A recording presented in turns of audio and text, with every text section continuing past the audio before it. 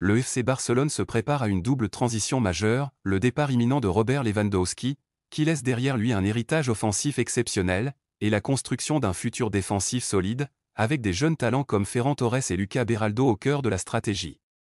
Entre gestion des blessures, anticipation des fins de contrat et recrutement ciblé, le club catalan trace dès maintenant les contours de son avenir sportif et économique. Le FC Barcelone entre dans une nouvelle ère stratégique marquée par l'inévitable départ de Robert Lewandowski. L'attaquant polonais, arrivé en 2022 en provenance du Bayern Munich pour 45 millions d'euros, aura laissé une empreinte indélébile dans l'histoire récente du club catalan. Avec 101 buts inscrits en 149 apparitions et une saison dernière conclue avec 42 réalisations toutes compétitions confondues, dont 11 en Ligue des Champions, Lewandowski a démontré qu'il pouvait porter l'attaque du Barça avec une régularité et une efficacité exceptionnelles. À 37 ans, il reste un joueur d'élite, capable de changer le cours d'un match par son positionnement, sa finition clinique et son expérience. Pourtant, le contexte économique et la dynamique interne du club imposent un tournant. Le contrat de Lewandowski, qui s'achève à la fin de cette saison malgré l'option pour 2027, ne sera pas prolongé. Cette décision, si elle peut sembler drastique au premier abord, découle d'une combinaison de facteurs à la fois sportifs, humains et financiers. Sportivement, Hansi Flick, conscient de l'âge et de la récente blessure de son numéro 9, opte pour une gestion minutieuse du temps de jeu. La lésion de Lewandowski survenue lors de la première journée de Liga, suivie de ses apparitions limitées lors des deuxième et troisième journées, illustre une volonté claire, ménager le joueur pour qu'il reste au maximum de ses capacités sur l'ensemble de la saison. Humainement, cette approche témoigne du respect et de la reconnaissance que le club porte envers un joueur de cette stature. Lewandowski, avec une maturité remarquable, a accepté ce rôle adapté, affirmant qu'il préfère moins de minutes de jeu, mais avec une concentration sur la qualité de ses interventions et de ses performances. L'aspect économique est tout aussi déterminant. Avec un salaire annuel brut de 26 millions d'euros, Lewandowski est le joueur le mieux rémunéré du FC Barcelone. Dans un contexte financier délicat, le club se doit de réfléchir à l'équilibre entre performance sportive et viabilité économique. La décision de ne pas activer l'option d'une année supplémentaire s'inscrit donc dans une logique de rationalisation et de préparation de l'avenir, tout en conservant l'attaque compétitive dans l'immédiat. La direction catalane ne se contente pas de gérer la fin de contrat de Lewandowski, elle planifie également l'avenir offensif du club. Ferran Torres, qui a su s'illustrer lors de l'absence de Lewandowski la saison dernière avec 19 buts, apparaît comme la solution interne la plus crédible pour assurer la continuité. Depuis la reprise de cette nouvelle saison, Torres confirme son rôle de titulaire en inscrivant déjà 2 buts en 3 journées. Sa capacité à s'adapter, à se montrer décisif dans les moments clés et à progresser en tant que numéro 9 en fait un héritier naturel du rôle de Lewandowski. La transition entre ces deux profils, du joueur expérimenté à la relève plus jeune, semble bien pensée, conciliant performance immédiate et développement à long terme. Le départ programmé de Lewandowski ne se limite pas à un simple ajustement sportif. Sa présence dans le vestiaire, auprès d'un effectif jeune et majoritairement hispanophone, a un impact psychologique et social considérable. Il incarne le modèle de rigueur, de constance et de professionnalisme, servant de référence aux jeunes talents qui aspirent à s'imposer dans l'équipe. La fin de son cycle marquera donc un changement d'équilibre, non seulement le club perd un buteur d'exception, mais il doit également compenser son influence et son leadership au sein du vestiaire.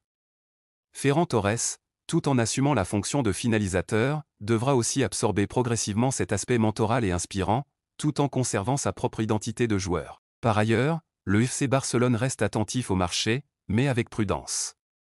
Les grands noms comme Julián Alvarez ou Erling Haaland sont déjà hors de portée, soit pour des raisons financières, soit en raison de contraintes de disponibilité. Cette situation renforce l'intérêt pour des solutions internes, fiables et progressives. Torres, dans ce cadre, représente à la fois une continuité technique et une sécurité économique. La stratégie adoptée par Hansi Flick et la direction du club montre une vision à long terme, gérer avec intelligence la fin de carrière d'un joueur clé tout en construisant l'avenir autour de jeunes talents capables de prolonger l'efficacité offensive du Barça. Enfin, il faut souligner l'exemplarité de Lewandowski dans cette transition. Sa volonté de se montrer flexible, de réduire son temps de jeu tout en maintenant un niveau d'excellence, reflète un professionnalisme rare. Il ne s'agit pas seulement d'un joueur qui marque des buts, mais d'un leader qui sait comment transmettre son expérience et comment préparer le terrain pour ses successeurs. Son départ, bien que programmé, ne représente pas une rupture brutale, mais un passage de relais méthodiquement orchestré.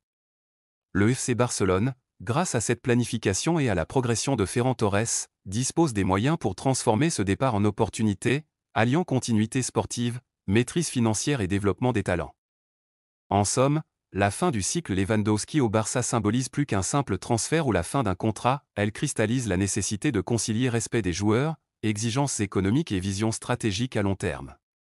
Ferran Torres, en tant que successeur désigné, est appelé à relever le défi, à s'imposer sur le terrain et dans le vestiaire, et à poursuivre l'héritage laissé par l'un des attaquants les plus prolifiques de l'histoire récente du club. Cette transition, si elle est bien gérée, pourrait constituer le socle d'un renouveau offensif et symboliser la capacité du FC Barcelone à combiner excellence sportive et planification stratégique.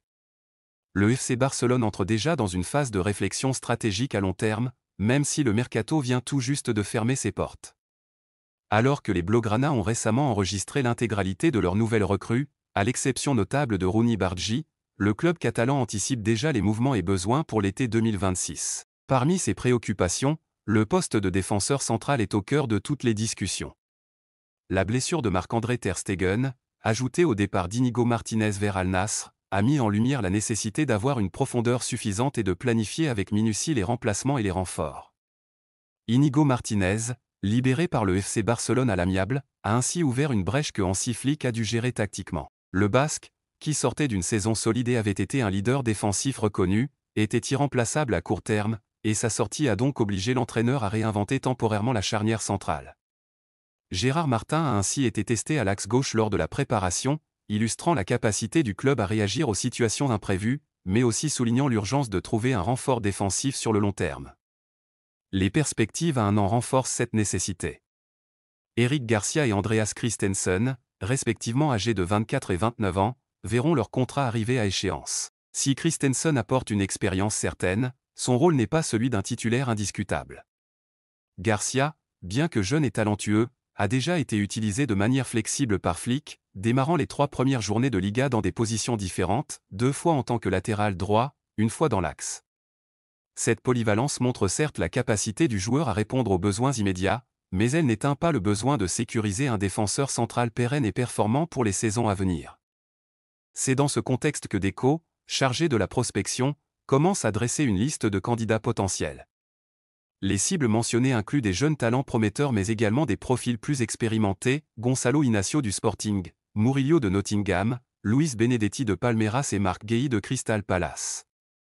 Des contacts ont déjà été établis, notamment avec les agents de certains joueurs, pour évaluer la faisabilité d'un transfert et anticiper les négociations. L'idée n'est pas seulement de combler un poste, mais de sécuriser l'avenir en choisissant des profils capables de s'adapter à l'exigence du Barça et à la philosophie de jeu de Hansi Flick. Mais parmi tous ces noms, un joueur suscite particulièrement l'intérêt du club, Lucas Beraldo. Actuellement au PSG, le jeune Brésilien de 21 ans n'est que remplaçant derrière la charnière titulaire Marquinhos Pacho aux yeux de Luis Enrique, mais il présente toutes les qualités pour devenir un élément central d'une équipe ambitieuse comme le Barça. Arrivé à Paris pour 20 millions d'euros à l'hiver 2024 et sous contrat jusqu'en 2028, Beraldo combine jeunesse, potentiel et marge de progression, des critères cruciaux pour le FC Barcelone, confronté à des contraintes économiques mais désireux de sécuriser des talents à fort potentiel. La situation de Beraldo est également influencée par l'intérêt d'autres clubs européens, comme la Juventus et Galatasaray.